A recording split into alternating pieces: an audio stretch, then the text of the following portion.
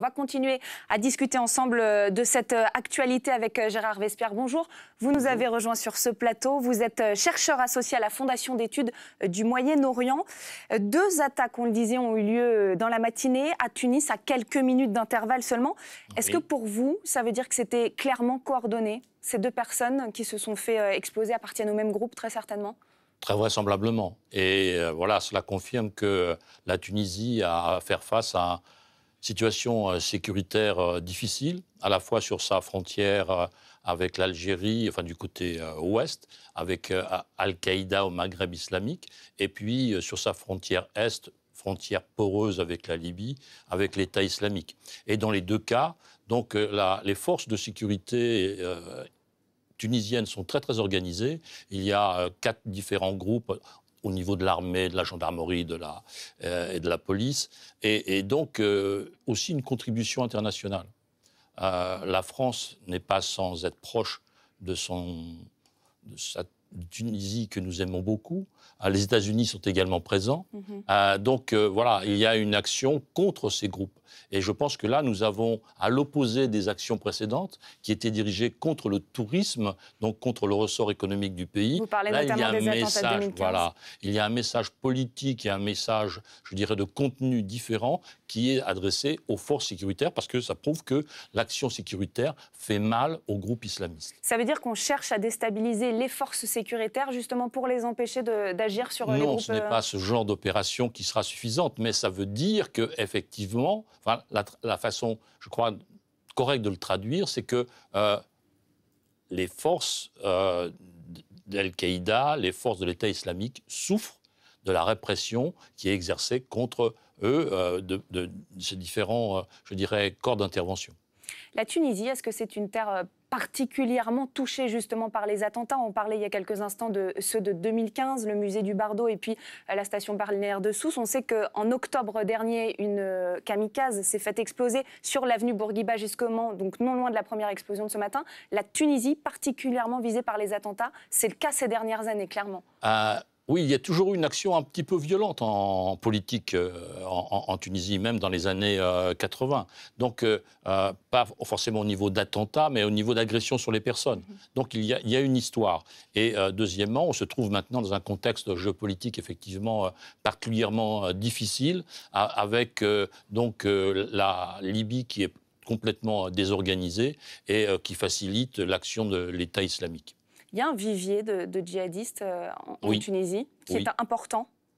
Alors, il y a forcément quelques centaines, peut-être un peu plus, d'où la nécessité que les États-Unis ont affiché d'intervenir à la fois par des aides en équipement, par des aides en entraînement, et aussi par la présence vraisemblablement, enfin affichée même, de troupes de leurs forces spéciales qui opèrent sur la frontière avec la Libye. On imagine que le double attentat qui a eu lieu aujourd'hui ne va pas arranger les affaires de la Tunisie, notamment en matière économique. Ça risque d'avoir un impact aussi assez rapide. Tout à fait. Donc la situation est d'autant plus difficile que économiquement, bon, les choses allaient un peu mieux. Donc là, est juste au début, en plus de la période touristique. Deuxièmement, on se dirige vers la fin de l'année vers un renouvellement des instances politiques, à la fois Assemblée parlementaire et présidence. Donc on est dans une période effectivement de bouillonnement. En plus, le président vient d'être hospitalisé suite à un malaise cardiaque, je crois. Donc voilà, la situation est particulièrement complexe sur le plan économique, sécuritaire et politique. Et justement, j'allais y venir, vous venez d'en parler. Les deux informations sont évidemment indépendantes l'une de l'autre, mais alors qu'il y a eu un double attentat à Tunis, on a appris aussi quelques instants plus tard que le président du pays, âgé de 92 ans, se trouvait lui dans un état critique. Il a été hospitalisé à la suite d'un grave malaise. On va retrouver par téléphone notre journaliste pour la presse à Tunis, Khalil Jelassi. Monsieur, vous êtes toujours avec nous par téléphone. Est-ce qu'on en sait un peu plus actuellement sur l'état de santé du président? Oui, en fait, ces dernières informations disent que son état est stationnaire, selon les conseillers, les déclarations de ces conseillers, en fait. Cette information a éclipsé les deux attentats, le double attentat terroriste. Il a eu un impact médiatique plus puissant, parce que c'est pour la première fois que la présidence de la République communique sur l'état de la santé du président en disant qu'il a été transporté d'urgence à l'aéroport militaire en raison d'un problème sérieux, un problème de santé, un malaise qui serait très grave. Juste après, quelques conseillers ont posté sur leurs réseaux sociaux en fait qu'il a été même décédé en fait.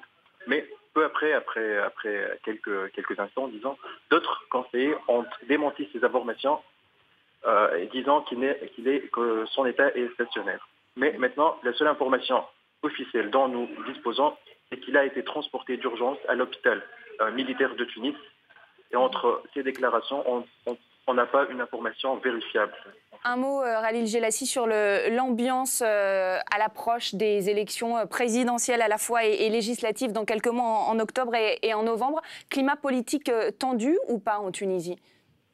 En fait, le climat est extrêmement tendu en raison d'une loi qui a été promulguée récemment, une loi électorale. C'est l'amendement de la loi électorale il a été promulgué pour barrer la route en fait sur certains candidats, c'est ce qu'ils disent en fait. Mais